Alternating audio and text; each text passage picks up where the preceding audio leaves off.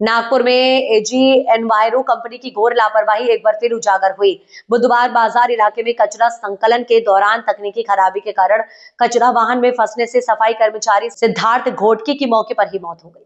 सिद्धार्थ पिछले कई वर्षों से कंपनी में कार्यरत था। हादसा इतना भयावह था कि उसे बचाने का कोई मौका ही नहीं मिल सका, जिससे इलाके में हड़कंप मच गया। घटना की खबर फैलते ही सैकड़ों सफाई कर्मचारी घटनास्थल पर एकत्र हो गए और बाद में दरा पुलिस थाने पहुंचकर जोरदार विरोध प्रदर्शन किया। कर्मचारियों ने कंपनी की लापरवाही के खिलाफ सख्त कार्यवाही, मृतक के परिवार को न्याय, 1 करोड़ रुपए का मुआवजा और उसकी पत्नी को स्थायी नौकरी देने का मांग की।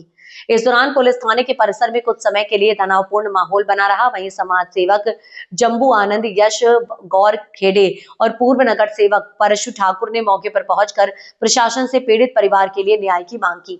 परशु ठाकुर ने बताया कि कंपनी ने 25 लाख रुपए की सहायता देने का आश्वासन दिया है, लेकिन ये मदद नाकाफी है। उन्होंने स्पष्ट किया है कि अब तक परिवार को उचित मुआवजा और रोजगार नहीं मिलता, तब तक संघर्ष जारी रहेगा। इस घटना ने एक बार फिर सफाई कर्मचारियों की सुरक्षा व्यवस्था पर गंभीर सवाल खड़े कर दिए। एजी कंपनी आहे, एजी एनवायरो 5 झोनमध्ये यांचे कचरा संकलनचं काम आहे। त्या 5ही झोनमध्ये जे कर्मचारी काम करतात त्या कर्मचाऱ्यांसोबत व्यवस्थित व्यवहार होत नाही। म्हणजे कंपनी कचरा उचलते, जे मुलं उचलतात त्यांना ग्लोव्स नाही, त्यांना मास्क नाही, त्यांच्या गाड्या एवढ्या खराब आहे की त्या गाड्याने कुठे काय ॲक्सिडेंट होतात ते तिकडे दाबून देतात। रोज काही ना काही यांच्या कंपनीचे हादसे होतात। कधी हात कोणाचा कटला जातो, कधी डोकं फुटते। आज एक पोरगा हायड्रोलिक गाडीच्या खालती येऊन दबला। ती हायड्रोलिक गाडी ते तुमच्या घरासमोर येते, तुमच्या घरासमोरून जी कचरा संकलन करते आणि बुधवारी बाजाराच्या डम्पिंगमध्ये ती पलटवते।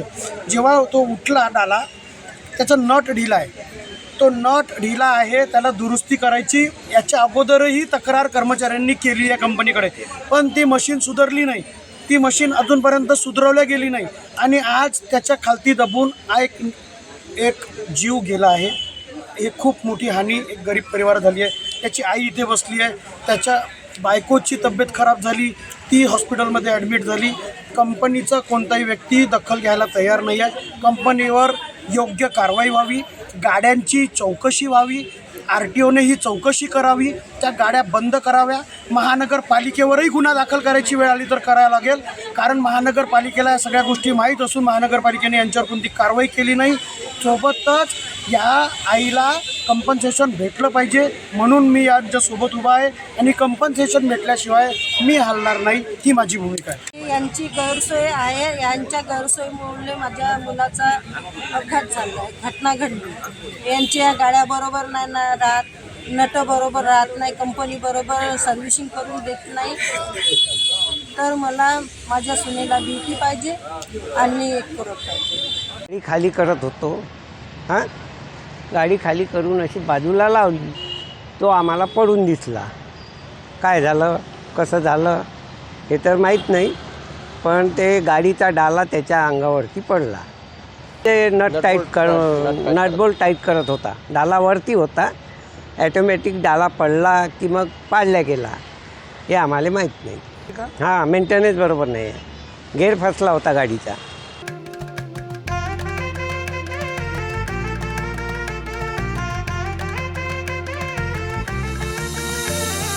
मानापानाचा नात्या गोत्याचा पसारा लई बाई वाढला।